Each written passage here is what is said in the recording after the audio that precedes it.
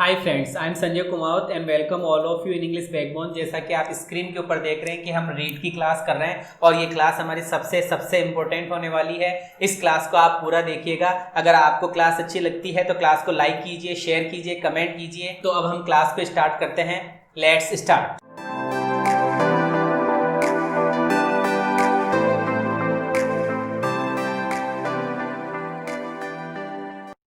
हाय, अब हम आगे पढ़ते हैं। हमें पढ़ना है 161 टू 80। 180 कहने का मतलब, तो देखिए आपकी स्क्रीन के ऊपर लिखा हुआ है not to look a gift horse in the mouth. आप फोकस करेंगे एक बार के लिए यहां से कि लुक ए गिफ्ट, क्या दिख रहा है आपको? एक गिफ्ट दिख रहा है, ठीक है। लुक ए गिफ्ट, एक गिफ्ट आपको दिख रहा है। हॉर्स इन द माउथ, ठीक है। Gift horse in the mouth, ऐसे मान लो कि look a gift horse in the mouth. कहने का मतलब यहां पर हॉर्स का गिफ्ट ऐसी कोई होता है क्या? घोड़े का कोई गिफ्ट, वो भी मुंह के अंदर। मतलब ये एक तरीके से फॉल्ट है। ये एक तरीके से क्या बात है कि फॉल्ट बात है। फॉल्ट का मतलब एक तरीके से अनरियल बात है। कैसी बात हो रही है? ये अनरियल है, मतलब अनट्रू बात है। ये कोई सच नहीं है, इससे इल्यूजन, ये तो सिर्फ भ्रम जैसी हमारे पास में यहाँ पे बात हो रही है। इल्यूजन का मतलब होता है बेटा भ्रम। तो हम बात क्या कर रहे हैं कि sir look a gift horse, एक हॉर्स मतलब घोड़े जैसा कोई गिफ्ट, वो भी मुंह के अंदर। मतलब ये तो कोई झूठी सी बात है यार, कोई झूठी सी बात है। और इसके पहले आपने लगा दिया नॉट, तो इसका मतलब झूठी सी बात नहीं है।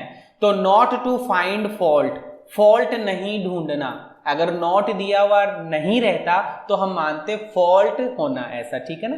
तो not to find fault, fault नहीं प्राप्त करना विद गिफ्ट्स रिसीव्ड। मतलब किसी व्यक्ति ने आपको गिफ्ट दिया, आपका बर्थडे है और गिफ्ट बड़ा अच्छा है, आप उसमें कोई गलती निकाल ही नहीं सकते, क्योंकि बहुत किसी ने दिया है तो अच्छा ही दिया होगा। लेकिन फिर भी कई लोग, अरे यार अच्छा नहीं दिया, 2 रुपये और लग जाते तो थोड़ा अच्छा आ जाता, ऐसे भी लोग होते हैं। गिफ्ट की कीमत देखते हैं, गिफ्ट नहीं देखते। तो not to look gift horse in the mouth, तो gift horse in the mouth जैसे आए आप फॉल्ट मानेंगे।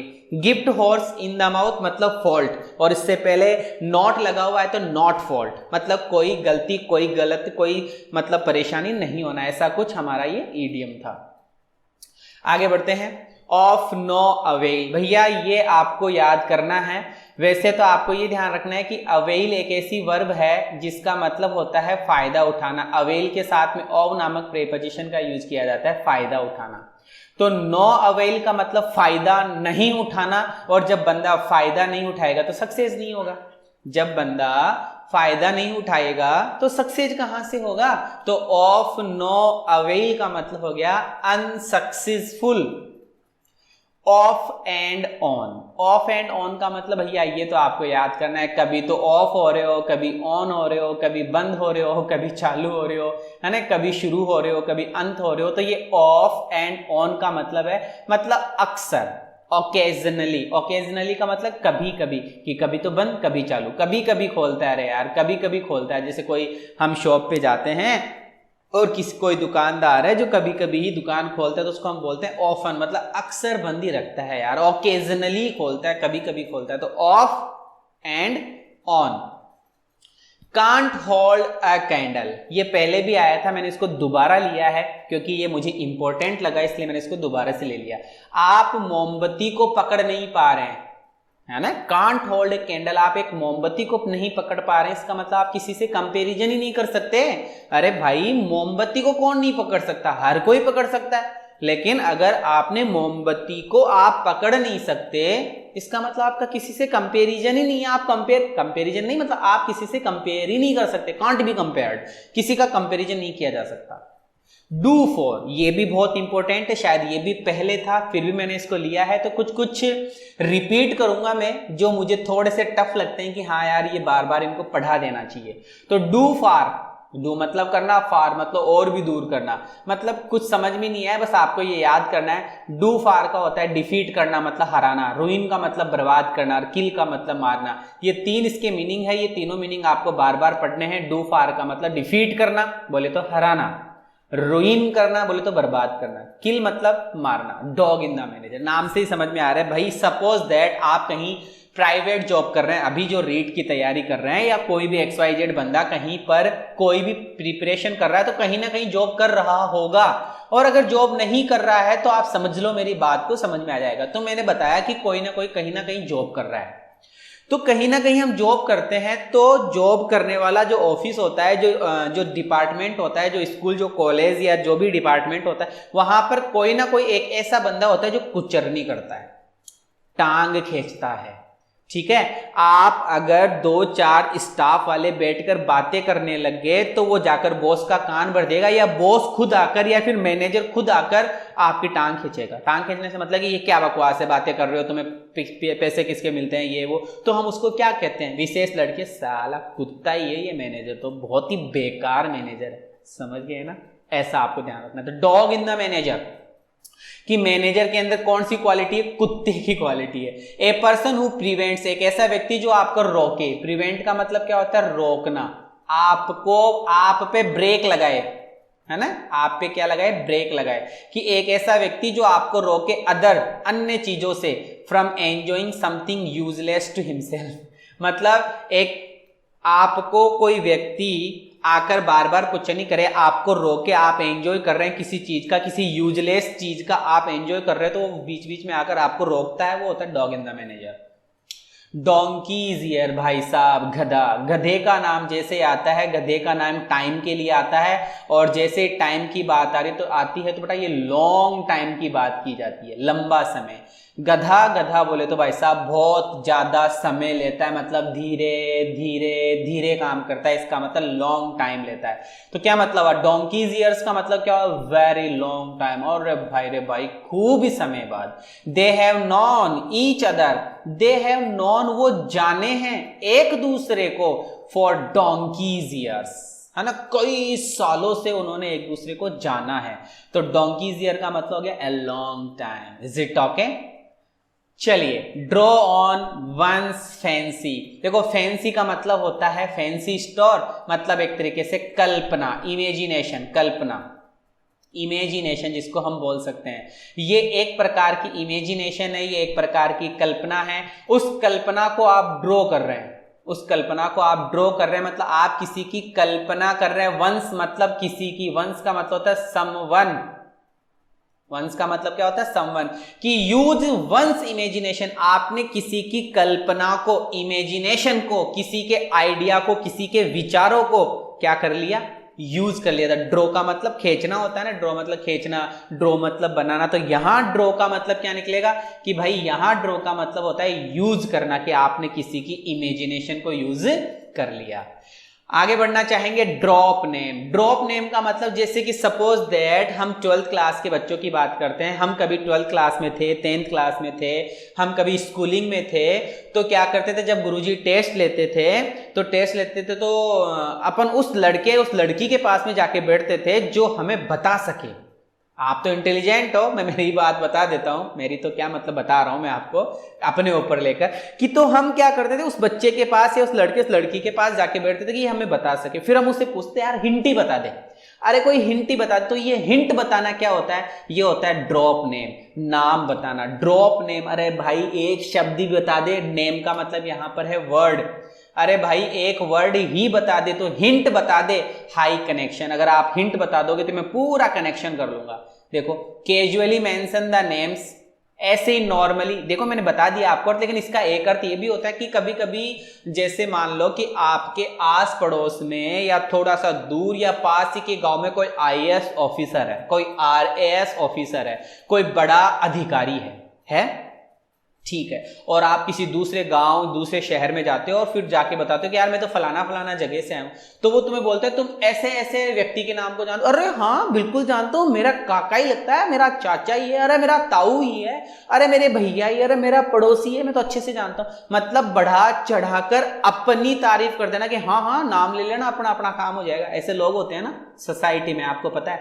तो कैजुअली मेंशन, आप ऐसे ही मेंशन करो नाम फेमस व्यक्ति का, फेमस पीपल का, वन नो जिसको जानने का आप वादा करते हो या क्लेम करते हो, to know in order to impress other, दूसरों को इंप्रेस करने के लिए आप बड़े बड़े लोगों का नाम लेते हो। अपना काका ही है भाई, तू कुछ ही बता देना अपन करवा देंगे, डच करीज, ओ हो, डच करीज का मतलब साहब आप इसको ऐसे याद करो कि कोई समझते हो ना, बेवड़ा है ना, 20 रुपए की दारू पीकर, और वो कौन सा भी आया था यार, एक एड देखा था, किस पे देखा था कि साहब 30 रुपए की दारू पीकर हमारे यहाँ भल्लाल देव, ऐसे ही बन जाते हैं। कोई आदमी था जिसने दारू पी ली और सांड से वो लड़ाई कर रहा है और सांड को उसने गिरा दिया, तो बोलते हैं कि 20 रुपए की थैली पीकर, दारू पीकर, पिंटिया भी बोलते हैं इसको, है ना, गुमर उमर क्या ही कई नाम आते हैं, तो वो पीकर आदमी भल्लाल देव बन जाता है, मतलब बड़ा ताकतवर। तो वही बात है कि पीने के बाद में करीज आ जाता है भाई साहब, साहस आ जाता है, ड्रिंकिंग करीज, है ना,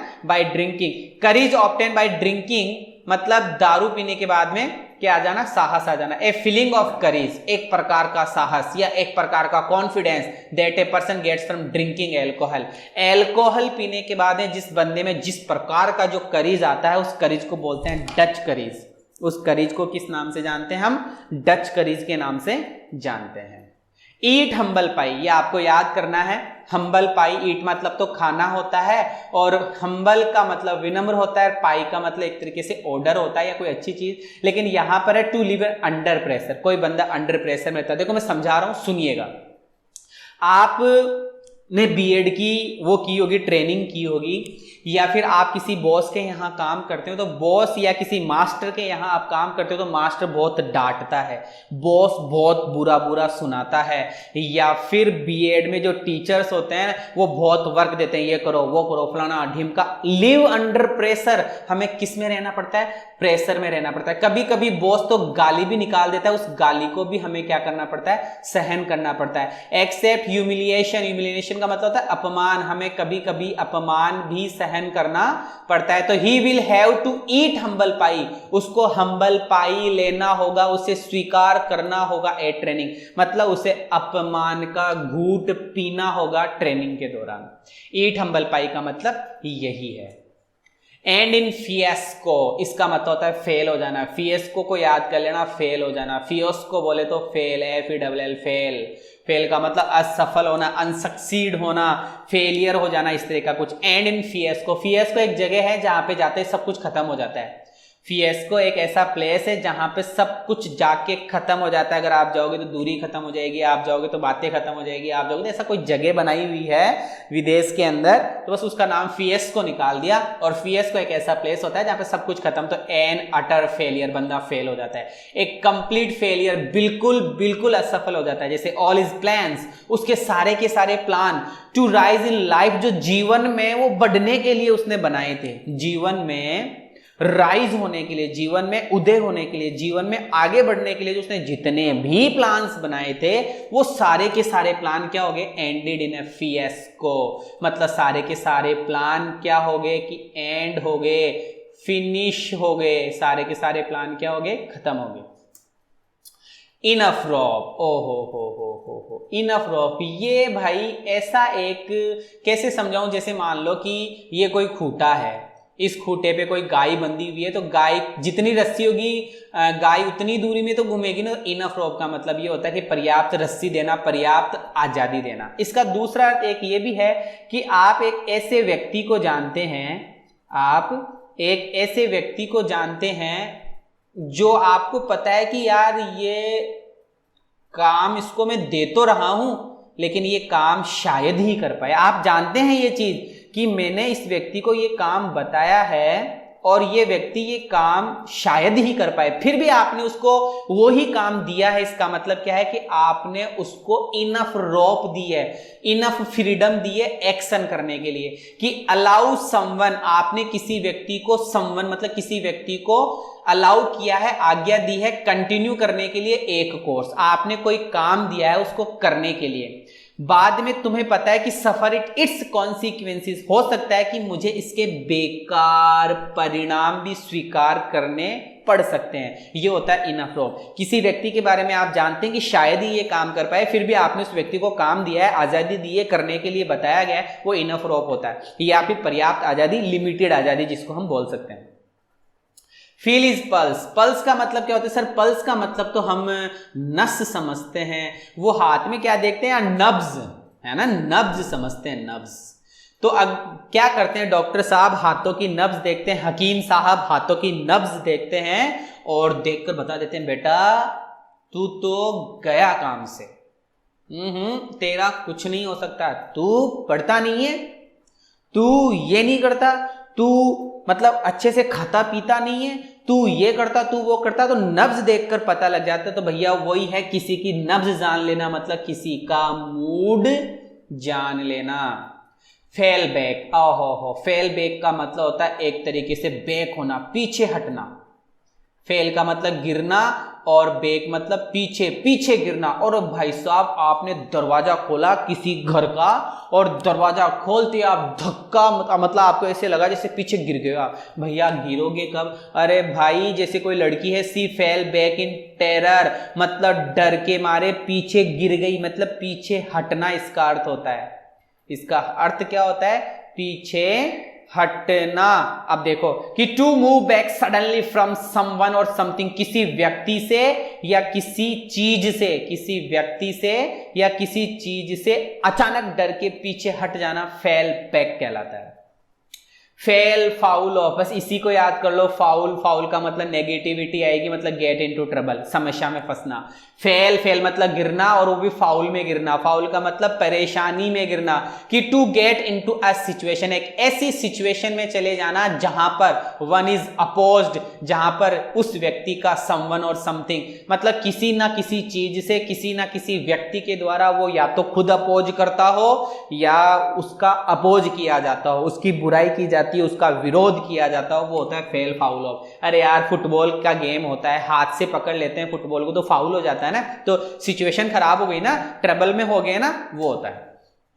फॉर गुड, गुड मतलब अच्छा भाई साहब, गुड मतलब अच्छा, अच्छा बोले तो फॉर एवर, ऐसे कुछ याद कर लेना इसको परमानेंटली। फॉर गुड मतलब परमानेंटली। देखो भाई गुड का मतलब तो अच्छा होता है, ये ध्यान रखना, लेकिन अगर फॉर गुड आया है तो वो ईडियम है और उसका मतलब होता है फॉर एवर, हमेशा, हमेशा के लिए। फ्रेटिंग एंड फ्यूमिंग, फ्यूमिंग का मतलब होता है भाप का उठना, भाप उठना। भाई साहब चाय की प्याली है गरम गरम, और उस गरम गरम प्याली में से क्या निकलता है कि सर फ्रेटिंग और फ्यूमिंग निकलती है, भाप निकलती है सर। तो भैया भाप, शरीर में से भाप निकलने से मतलब बस क्रोध आना, ऐसे दांत बीच लेना, कोई आ जाए तो बस खत्म, तो टू बी एंग्री हो जाना, क्रोधित हो जाना, वो होता है फ्रेटिंग एंड फ्यूमिंग। ये आपके साथ में होता है, आप करते हो ऐसा, आपको बहुत गुस्सा आता है, ये होता है fretting and fuming. Get the sake, भाई साहब ओ हो, सेक का मतलब होता है बोरा, है ना, और गेट मतलब होता है प्राप्त करना। आप कहीं जॉब कर रहे हो, क्या कर रहे हो? जॉब कर रहे हो, और बॉस आपको निकालना चाहता है आपकी जॉब से, तो क्या करेगा? ले भाई फाइल्स ये होनी चाहिए, मुझे नहीं पता, अगर ये फाइल्स पूरी नहीं करके दिया तो जॉब से निकाल दूंगा। तो गेट द सेक का मतलब होता है बोरा प्राप्त कर लेना, काम का बोझा प्राप्त कर लेना, और इस बोझे से आदमी परेशान हो जाता है और उसको एब्जॉर्ब, जॉब से डिसमिस कर दिया जाता है। कि तरुण को गोट द सेक, जॉब से निकाल दिया गया, मतलब डिसमिस कर दिया गया फॉर पुअर वर्क, काम से ही नहीं करा तो बाहर निकाल दिया। Get through with, get through with, ये याद करना आपको। गेट थ्रू विद का मतलब होता है गेट मतलब प्राप्त करना, थ्रू का मतलब किसी के मध्य में से, विद मतलब साथ, किसी के साथ से आपने कोई चीज प्राप्त कर ली, इसका मतलब फाइनली फिनिश्ड कर दिया अपनी थीसिस को आफ्टर हार्ड टॉयल, कठिन मेहनत करने के बाद। समझ में आ रही है बात? कि कठिन मेहनत करने के बाद में आपने कोई चीज हासिल कर ली, वो होता है गेट थ्रू विद। क्योंकि गेट मतलब प्राप्त करना, थ्रू का मतलब में से, विद मतलब साथ, तो यहां पर है कि आपने कठिन मेहनत करके कोई चीज हासिल कर ली, कोई चीज प्राप्त कर ली। सक्सीड इन पासिंग और सर्वाइविंग समथिंग, सफल हो जाना, पासिंग, सर्वाइविंग और समथिंग, मतलब किसी चीज में बहुत अच्छे से सफल हो जाना, मतलब एक तरीके से सक्सीड हो जाना। ठीक है, थैंक यू सो मच। अगर आपको ये वीडियो अच्छा लगा है तो please subscribe my channel and share the video, like the video and comment the video. Thank you so much.